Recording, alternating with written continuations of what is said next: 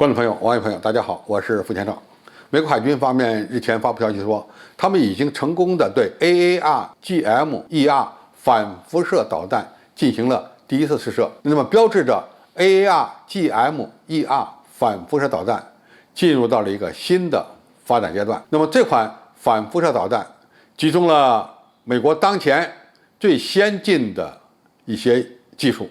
代表着如今反辐射导弹的最高水平。它的特点呢，采用了更有利于减小飞行阻力和降低雷达反射截面的气动构型，而且呢还配备了新一代的双脉冲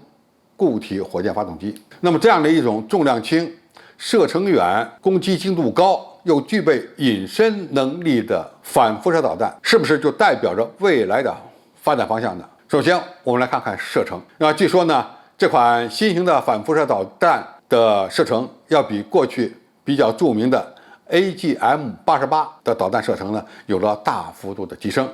从148公里的射程提高到了220公里以上。别看它提高的不算太多，但是220公里以上的这个射程啊，可以说已经让它位于远程地空导弹的拦截范围之外了。这一点呢还是比较重要的。那么如果把它装在像 F-35这种隐身战斗机的弹舱内，就可能会进一步增强它的突防和攻击能力。射程远了，其实也会带来一个问题，它的制导会采用什么样的方式？据说呢，这款先进的反辐射导弹采取了复合制导的方式，在发射初段，它采取的是惯导加 GPS 制导方式。那么在末段呢，当然是被动雷达导引头，这是主要的。那么除了被动雷达导引头以外呢，它还装有有源毫米波雷达。那么有源毫米波雷达可以说就大大的提高了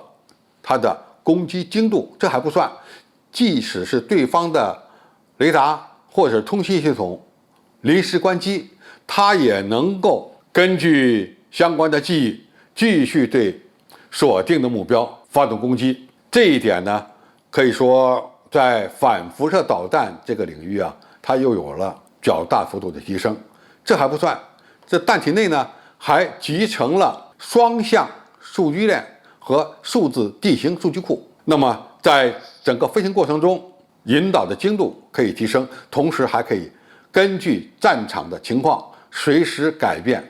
攻击的目标。哪怕是敌方的雷达突然关机，它依然能够根据它的导引头以及这个其他的引导系统，准确的命中地面的电磁波发射源。可以说这样的导弹呢，已经把人放入到回路里了，它有助于大大的提升它的使用的灵活性。那么现在既然美军已经在开始研发和试射这种具备隐身能力的远射程的反辐射导弹了，那么它对地面的这个雷达站以及通信系统就构成了非常大的威胁。何况呢，由于它的射程远，载机完全可以在防空区外发射这样的导弹，无论是拦截它的载机，还是拦截这样的导弹，都会面临更大的困难。那么怎么对抗？那么首先呢，如果你有远程的反隐身雷达，尽管你没办法在较远的距离内对它实施拦截，但是可以发现它的所在。那么无论是防空导弹武器系统，还是地面的警戒雷达系统，都可以事先的做好准备，对它将要发射的导弹进行近距离拦截。那么过去有一种对付反辐射导弹很有效的办法，那就是在雷达阵地包括防空导弹的雷达或者是警戒雷达阵地的附近，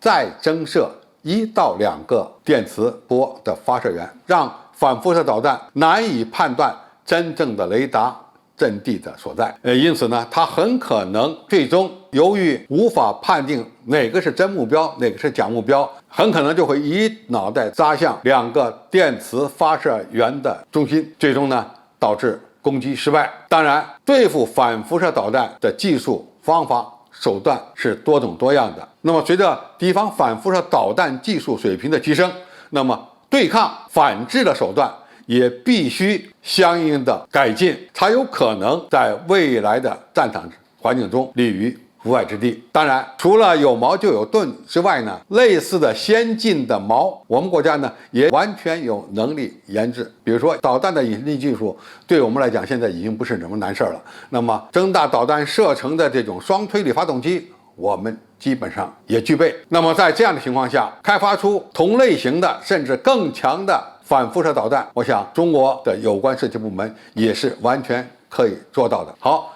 今天介绍就到这里，谢谢大家收看。感兴趣的朋友，我们可以在下面的留言区留言交流讨论。我们下期再见。